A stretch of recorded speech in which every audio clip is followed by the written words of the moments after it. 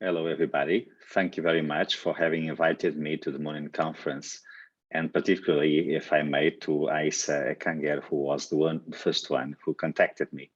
So I will share my screen so that I can present the PowerPoint. I will start it now. I hope you can see it well, as I do.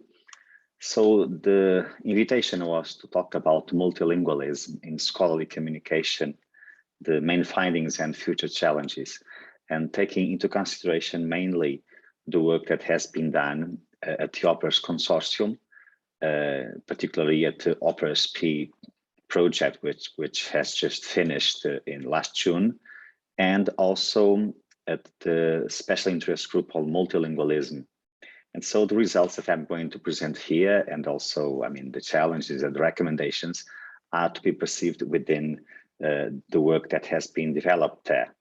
And in this slide, you can see, let's say, an overview of what has been done. So the areas in which we have been active, especially for the last 2 years. So, of course, in what respects translation, globally speaking, preparing what will be the future Operas translation service, the scholarly debates, so monitoring practices and simulating discussion around this topic, the endowment of national languages, in particular preparing the future implementation of the national nodes and the way national language will be important in them. Preparing crowdfunding campaigns in several languages was also an interesting experience. And probably the most important thing is to contribute to the development of the Code Triple platform, which will have a multilingual discovery tool. And now I will talk more directly of what has been done, specifically in the area of multilingualism. So we started by making a literature review within the special interest group, but which was prepared for the first by Anna Balula and myself. You can see below, the paper we published, which has all the details regarding this literature review.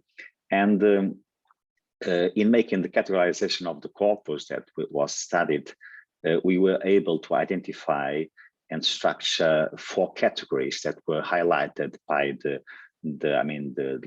review. And those categories fall within the research relevance, the content curation, the reputation, and the balanced multilingualism in scholarly communication as a proposal that is in fact being studied by several of the people involved in this review, or have produced the publications that were reviewed. So I will briefly present the details of each one of them. Start by research relevance. Of course, we use English as a lingua franca. That's what we are doing now, and it's extremely useful, of course. But it's very clear from the review of literature that this is not enough, because for the co-construction of knowledge, multilingualism would be an important asset, especially for the way it could promote inclusiveness and equity among researchers. And the same can be said about content curation, because the possibility of having reliable multilingual research information is really important, and particularly in the area of social sciences and humanities. If you take into consideration that there's a lot of work that is being produced in national languages, and if the content curation is not able to use those same languages, of course, it won't be done as good as it could be done. So multilingual content curation is crucial and very sensitive area. The other 2 areas have to do with reputation. Reputation, especially in the area of social science and humanities, once again, because it was focused on this area, we have to take into consideration that many works are published as monographs in local languages, or also in local languages. So if you use only English for the databases and for the evaluation process, what happens is that it becomes necessarily fallacious and limited if it does not cover multilingual scholarly production. And so the proposal which is agreed by, globally agreed, is that we should boost a balanced multilingualism approach in scholarly communication.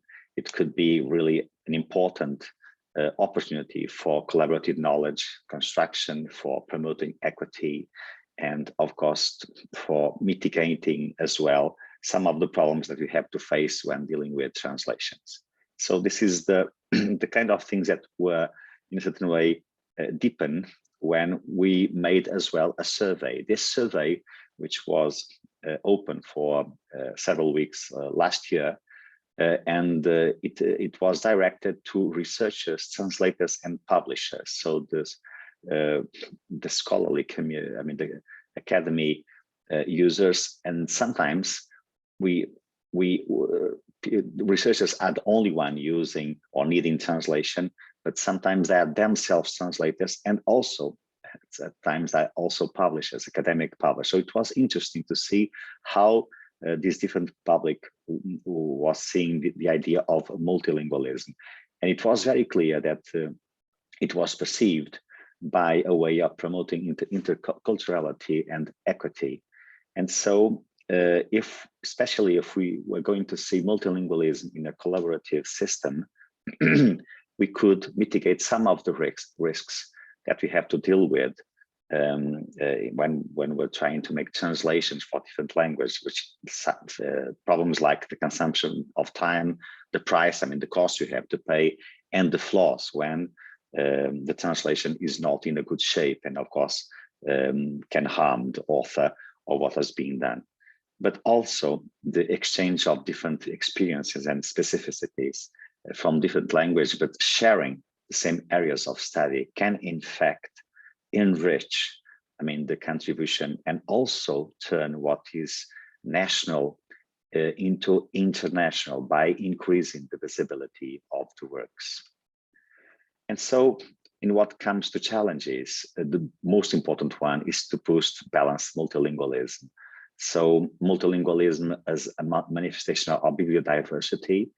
Of course, everybody agrees in the advantages of using a lingua franca as English, but not implying the risk of turning it into a lingua única. So clearly, lingua franca is not a lingua única, and it is up to us to sustain and defend our own languages. Then another challenge is to develop a community-based translation platform, so that can boost the collaborative work of researchers, translators, and publishers, and be based or mainly or envisaged as a social infrastructure. So a collaborative work which can federate technical knowledge and scholarly expertise, and text improve the work that is being done. This is a way we think of making national scholarly production internationally relevant. And finally, some recommendations for funders and research performing organizations to see multilingualism as an advantage. This balanced multilingualism, which is important for collaborative knowledge construction, but also to be seen as such in careers recognition and credit. And the same can be said about policy makers if they are willing to recognize the importance of multilingualism.